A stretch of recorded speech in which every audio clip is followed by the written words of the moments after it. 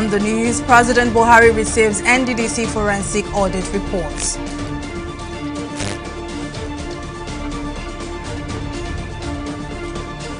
Over 5,000 terrorists and their families surrender to Nigerian troops.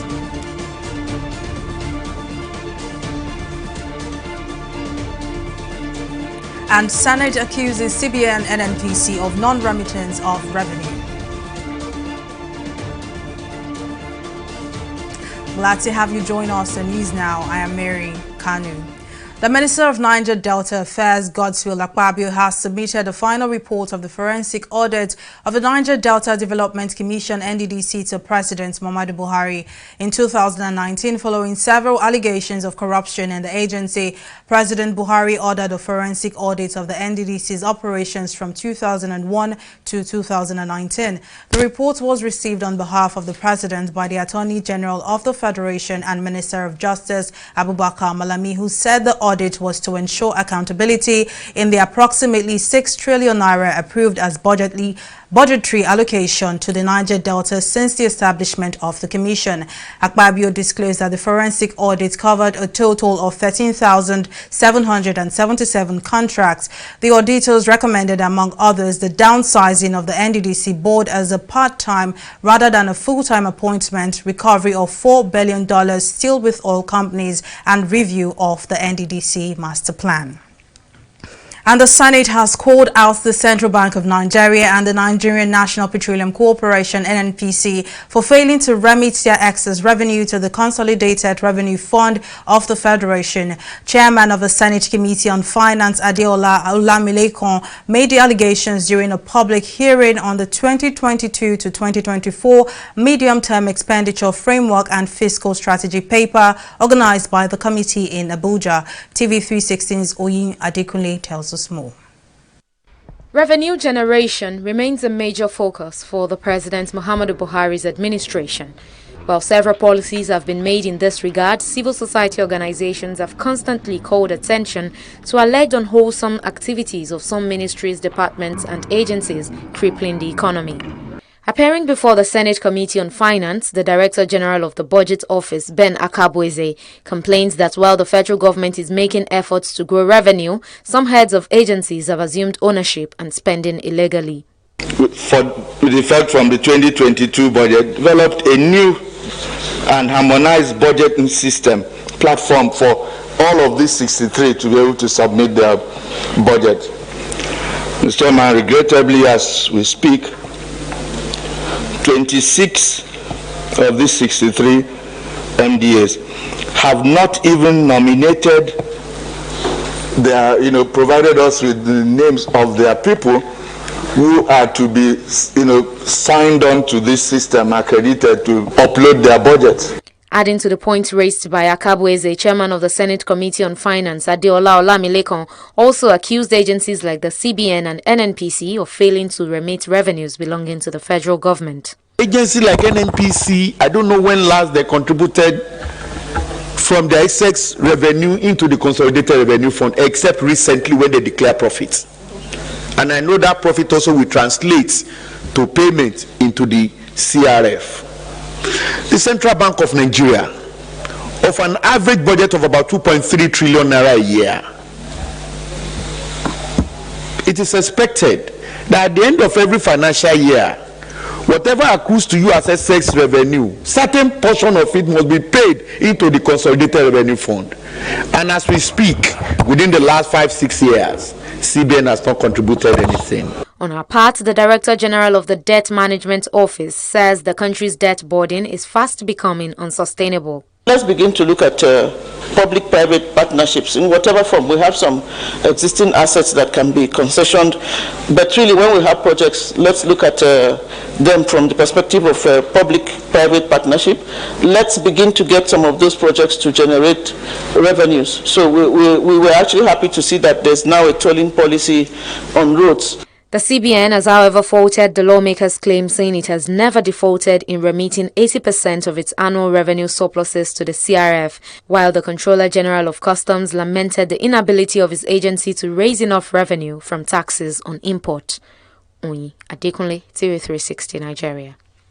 In a related development, the Social, Economic Rights and Accountability Project (SARAP) has called on the government to urgently address how corruption in the health, education and water sectors have contributed to the country's poverty rate.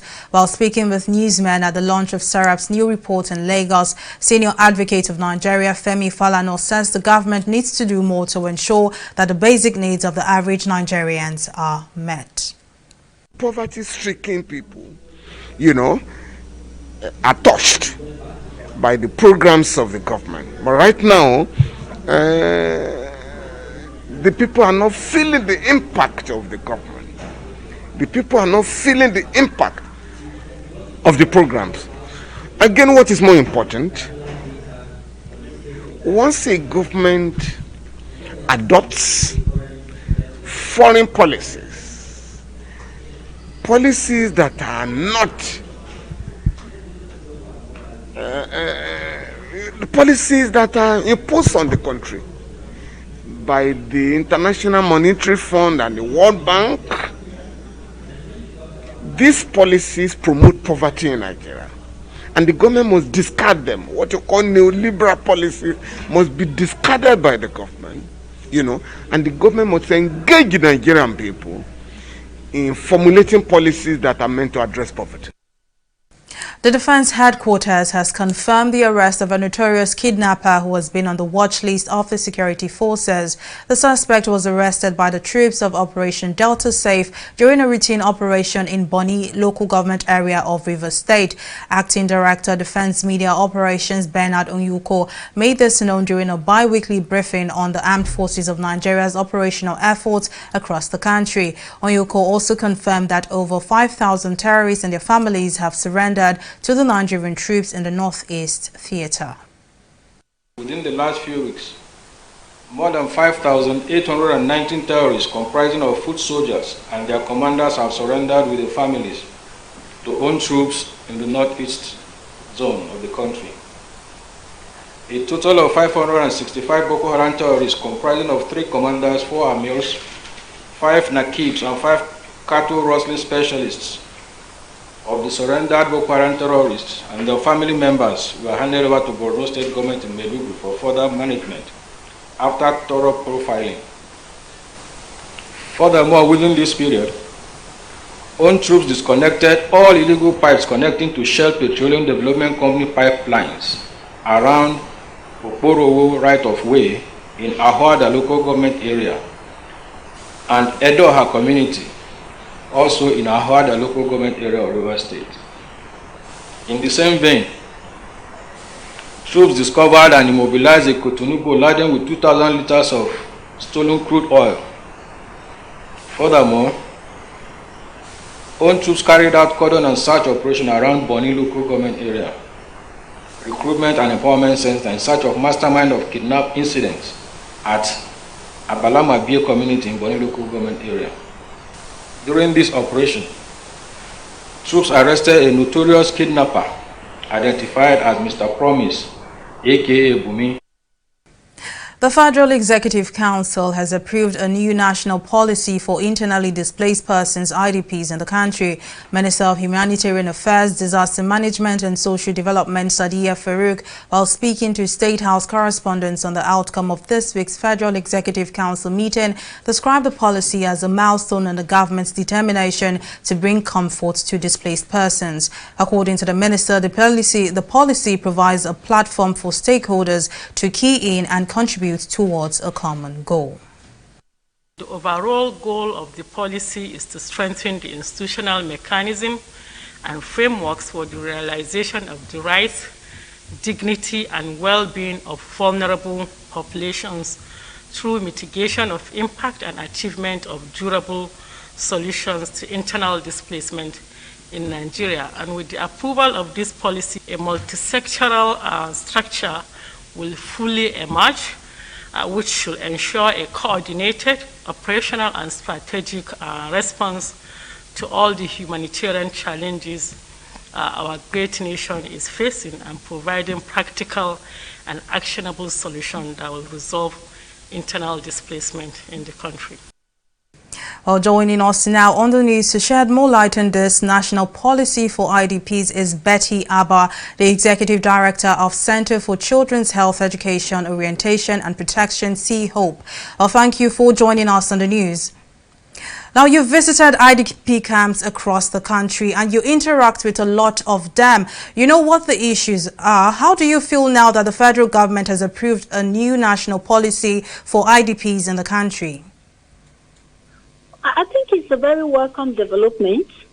It will be heartwarming and it restores hope for as many people as are displaced from their homes, especially in the northern parts of the country.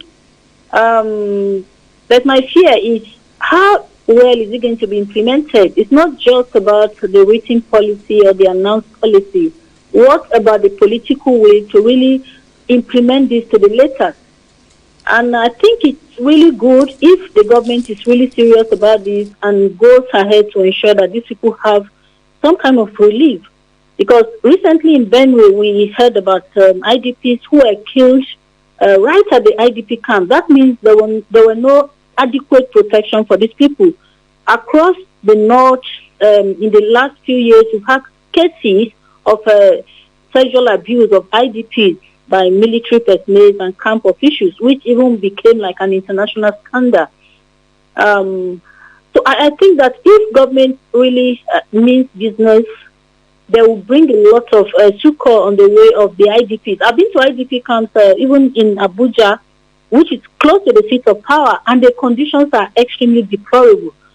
Left for individuals, religious bodies, their conditions would have been far worse. And these are people very close to the seat of power. Now, our organization works with displaced children, orphan children across the Middle Belt, Plateau, Benue, and Kaduna specifically. These are IDPs. These are children whose parents were killed by herdsmen, Boko Haram, and they have there's extremely no contact, absolutely no contact from government, no help whatsoever, except for the orphanages and public limited individuals who keep sustaining them over the years. So I keep asking, what is the hope for these children? These children especially are going to grow up as children of anger as long as we do not engage them, as long as we do not empower them, as long as we do not bring closure to what led to them being orphaned at such young age, as long as Nigeria continues to reward the people that commit mass atrocities.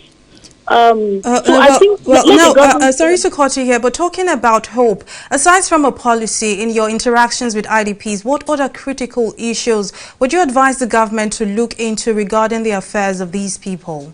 I think the government should look at engaging more with young IDPs, young persons who have been displaced, young persons who have been orphaned as a result of this conflict. And we may think they are young and they don't know anything, but they are keenly observing what is going on, how the government is rewarding perpetrators of mass atrocities, how they are being left to their own devices. I think government should look at putting up empowerment skill centers at the IDP centers, and even look out for people who are displaced but are not in official former government IDP camps. I believe that I believe that the number of persons who are in IDP camps are quite small compared to those who are outside, who are in informal orphanages, informal IDP camps, who are spread across the country. Government should reach out to these people, especially the young, impressionable, energetic, and restless ones, and ensure that they are empowered. Once they are empowered educationally with skills, they tend to move on. They tend to just reabsorb into the society and move on with their life. As long as at this point, Betty Abba, I'm afraid I have to cut you here. That's how much we can take on the news. Well, Betty Abba, Executive Director of Center for Children's Health Education, Orientation and Protection, thank you for joining us on the news. Moving on, as part of efforts to support victims of human trafficking and irregular migration, a non-governmental organization, Patriotic Citizen Initiatives (PCI), has unveiled a meal shelter and reintegration center in Lagos with the support of the International Organization for Migration. Executive Director of the PCI, Osita Osemene, who described the meal shelter as the first of its kind in Nigeria, said the initiative was born out of his personal experience as a returned migrant. According to him, the shelter is designed to accommodate about 30 persons with counseling office, training centers and other facilities for the purpose of helping the process of returnees' reintegration into the larger society. I'm a returned migrant that once left this country through the Sahara Desert that wanted to go to Europe. And on my getting there, I realized myself that I have taken a dangerous step. And with all the suffering and torture I went through on the road, when I returned back, I said, I must start up an organization that will enlighten people, that will pass the information that this thing is bad. We have done a shelter because we also saw a gap that all the people who return is only the women they take care of. Everybody is about girls and children. I said, who now take care of the boys and the male? And at the end of the day, you see our boys, some of them will run mad because nobody cares about their emotions. You see some of them, they are stranded, they sleep under the bridge because they have returned nobody to take care of them. So we said, okay, one of the things that we will do to address this gap is to provide a shelter that some of these people that have challenges when they return back, they cannot go back to their places.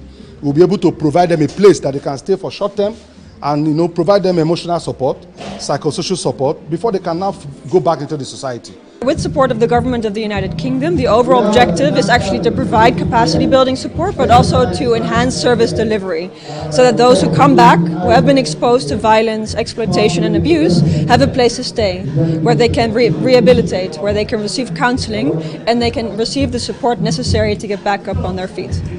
Now, when you look at the number of A hobby can sometimes develop into a profitable venture. That is the case of a Lagos-based cobbler who studied soul science in the university, but her love for shoes has made her select shoemaking as a lifelong career. Well, in this next report, Abisola Adebayo explores how the shoe fits for Chika Nwajoku. One of the ventures fast becoming a delight for Nigerian women is shoemaking, a career which has long been dominated by men. Chika Nwajoku is a soil science graduate from one of Nigeria's reputable universities, but has chosen shoemaking as a life career. Her decision did not come by chance, as her personal love for shoes drove her into making her own shoes by herself. For her, this is beyond making money, it's about impacting lives. I loved shoes, so I wanted to learn how to create different patterns, different types of shoes. That was why I eventually did it in 2012. And then in 2018, I thought, okay, I could actually use this thing that I was so passionate about to improve the life of others. I could use it to create employment if I teach people how to make shoes, especially people who are looking for jobs out there. If I could teach them how to make shoes, they could actually make a living out of it. So it was at that point I decided that, okay, I was going to go into this full time to impact lives as well as earn a living for myself also. Chika says although she's worked in other industries, her passion for shoemaking overshadows other interests. 7 years after graduating from school, she established the NCR Designing School in 2018 with the aim of adding value to her passion by providing jobs for unemployed youths. Shoemaking program is available for everyone. You do not need a specific background whatsoever to enroll. You do not need prior knowledge because we're taking you from beginner's level. Now, it's open for the uneducated, out of school, educated but unemployed. It's just open for everyone. You do not need whatsoever certificate. Chika's future projection is to make the NCR Designs one of the leading vocational training institutes in the country and beyond.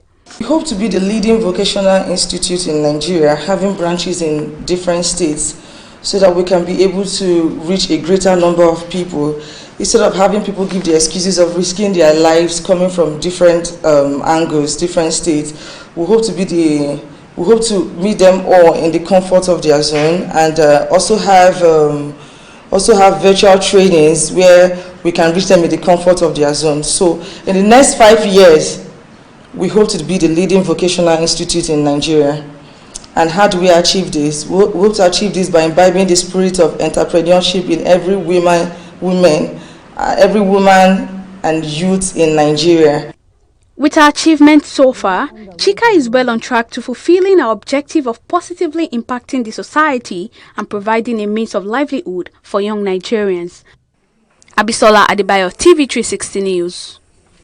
We'll take a break here, but still to come, South Africa declines request to take in Afghan refugees. Details of that and more after this break.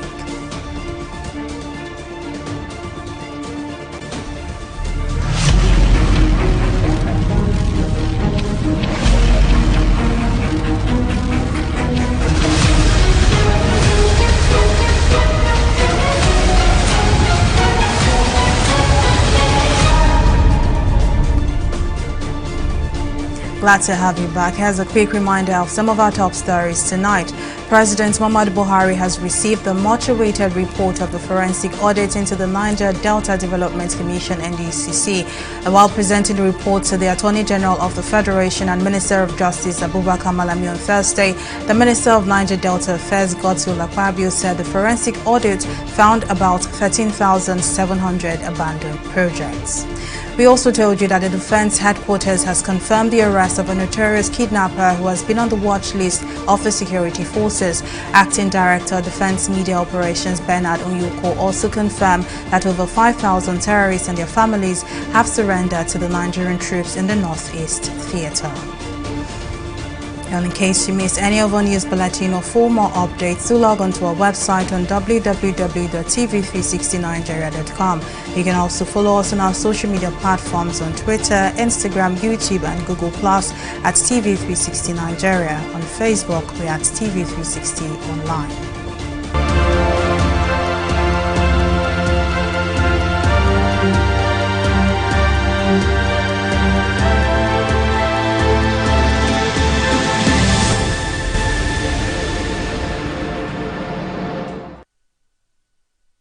Egypt has announced plans to manufacture 1 billion doses of China's Sinovac vaccine every year, a move it says will make the East African country become the Middle East and Africa's biggest vaccine producer.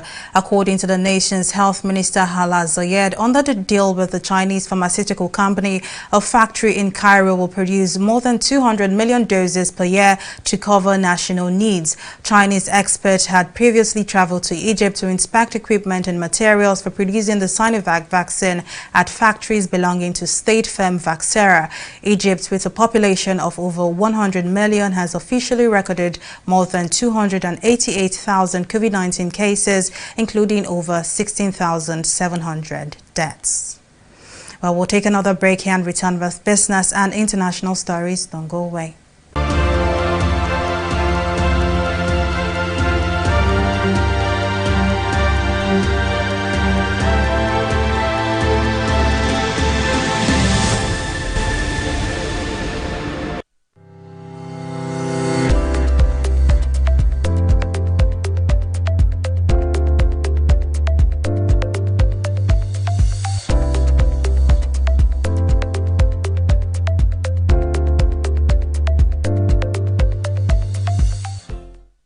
Welcome back. Abisola Adebayo is standing by with the latest in the world of business. Over to you now, Abisola. Thank you very much, Mary. Welcome to Business News. Vice President Yemi Osinbajo has called on authorities across the continent to take the right policy actions to actualize the opportunities for the industrialization of Africa offered by the African Continental Free Trade Area, AFCTA. At a roundtable on industrialization in Africa, Osinbajo listed some of the policy actions to include the protection of local industries and improvement of value chains. The Vice President noted that the AFCFTA is indispensable if industrial development is to take off in Africa because it offers wider markets and economies of scale which are essential for manufacturing to be competitive.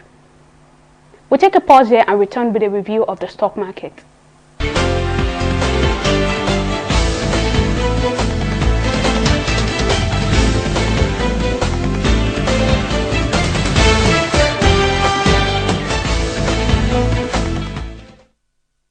The bull reappeared on the floor of the Nigerian Exchange Group after 3 consecutive sessions of losing streak. At the close of trading today, 36 billion naira was added to the market's total value, and the all-share index inched up by 0.17%. The activity chart shows a rebound as we see a 55% improvement in volume, 40% improvement in turnover, and 15% increase in deals compared to previous session. This is obvious as over 262 million units of shares valued at almost 2 billion naira exchanged in 3,955 deals. This tremendous increase was as a result of increase in stock price of ICT giant Champs PLC, who led our gainers list today, and it is closely followed by Prestige Assurance PLC from the financial services sector. The both had a combined 3 kobo increase. On the flip side, that's our losers list for today. Unity Bank and Ohando led 18 other losers. They had a combined 36 kobo loss. On the global scene, that's the FTSE, Dow Jones, and the Nikkei. The FTSE rose on Thursday on an upbeat earnings report from Melrose Industries, and as higher oil prices lifted energy stocks. Dow Jones also staged a strong open on Thursday after a positive dip in weekly jobless claims. Japan stocks Nikkei also finished higher for the 4th straight session today, lifted by firm technology share. At the closing bell, the Nikkei ended at 0.33% increase. That's all on stock market review. Over to Mary for the rest of the news. Thank you very much for that update, Abisola. And in international news, South Africa says it has declined a request to host Afghans who have fled into Pakistan to escape the Taliban, as it is already accommodating a substantial number of refugees from other countries. The government said it had been approached to consider receiving a number of Afghanistan refugees who have sought refuge in Pakistan. The Foreign Ministry in a statement said the country is already home to quite a number of refugees, with many of them already benefiting from the social assistance and free medical health programs offered by the country. Well, it's time for Entertainment Report on News Now.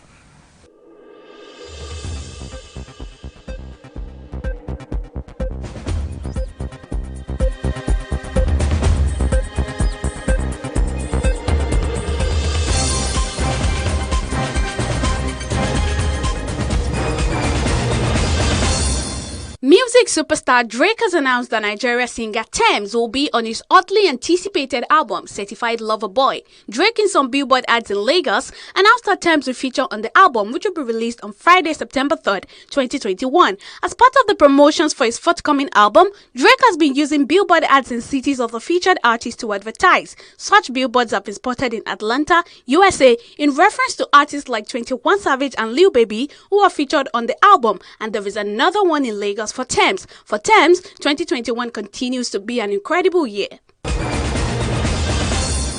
Kukere Krona Inyanya Mbok has been appointed as a senior special assistant to the Cross River State Governor on Tourism and Entertainment. The music star was appointed alongside 11 other persons into the cabinet of Governor Ben Ayade. In 2020, reality TV star Gedoni Ekpata was appointed special assistant to garment factory and branding, while music mogul Ubi Franklin bagged the special advisor on tourism appointment. Congratulations to Inyanya. Popular reality television show Gouda Ultimate Search is back. Organizers recently confirmed the show's return to screen with a new teaser. The short teaser unveils the title of the new season as The Age of Craftsmanship. Organizers announced that further details, including new host and release date, will be announced in the coming weeks. Running from 2004 to 2016, the reality show, which dominated airwaves, had contestants showcase their survival skills in jungles across Nigeria. It later went on a 7-year hiatus after 11 seasons. That's all we have for you in entertainment segment of News Now.